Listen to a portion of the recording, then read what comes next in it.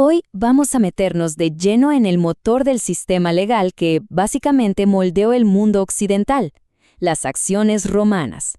Y ojo, no hablamos de simples demandas.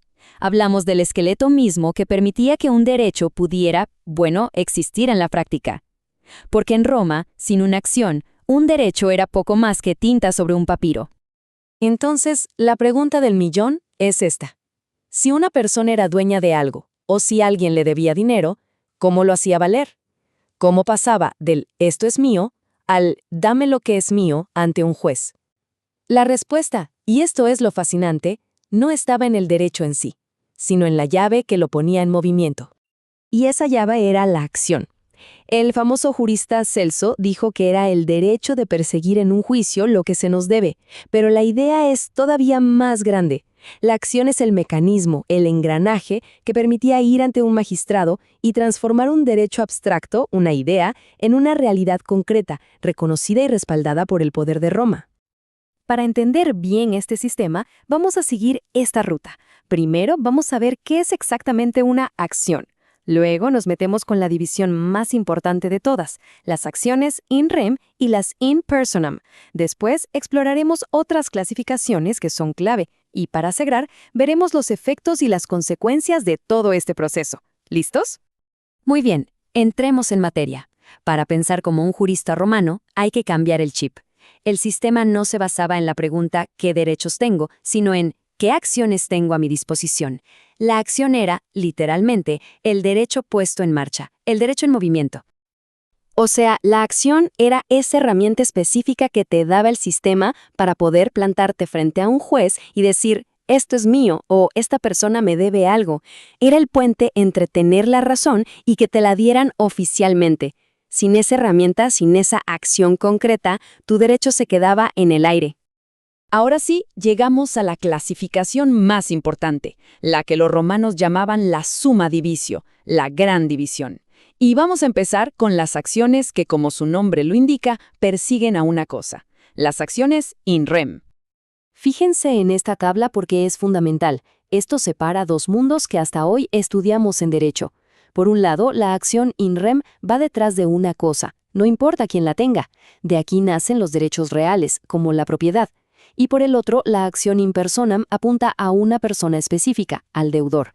Esta es la cuna de todo el derecho de las obligaciones, de los contratos. A ver, lo crucial de la acción in rem es que afirma un poder sobre algo. El ejemplo clásico es la reivindicatio, la acción para reclamar la propiedad de algo. Si me roban mi caballo, no me importa quién lo tenga ahora. Yo puedo ir a reclamarlo porque mi derecho de propiedad es erga omnes, o sea, es válido frente a todo el mundo. De ahí viene la protección tan fuerte a la propiedad. Y ahora, veamos la otra cara de la moneda, la acción in personam. Aquí el protagonista no es una cosa, sino la relación jurídica, el lazo que une a dos personas. Aquí la cosa es personal, en el sentido más literal. Si alguien me debe 1000 sestercios por un préstamo, mi acción va dirigida contra esa persona, mi deudor, y solo contra él. No puedo ir a reclamarle a su vecino. La acción nace de ese vínculo que nos une, ya sea por un contrato que firmamos o porque me causó un daño. Todo el derecho de contratos modernos se construye sobre esta idea. Pero esperen, que la genialidad romana no se quedaba ahí. Además de esta gran división, crearon otras clasificaciones para afinar aún más el sistema. Son como capas de análisis que revelan una sofisticación jurídica impresionante. Una de estas distinciones clave tenía que ver con el origen de la acción. Algunas venían del viejísimo ius civile, el derecho de los ciudadanos romanos de pura cepa, y otras las creaban los magistrados, sobre todo el pretor, para que la justicia no se quedara estancada en el pasado. Esta comparación es genial porque muestra al pretor como el gran innovador del derecho. Mientras que las acciones civiles eran rígidas, formales, las acciones honorarias eran su creación flexible. El pretor usaba fórmulas basadas en los hechos, o incluso ficciones legales, para dar una solución justa donde el derecho civil tradicional no la ofrecía. Era un verdadero actualizador del sistema. Sigamos. Otra clasificación definía el margen de maniobra que tenía el juez. ¿Era un simple aplicador de una fórmula matemática o podía considerar lo que era justo, la intención de las partes? Y aquí la diferencia es abismal.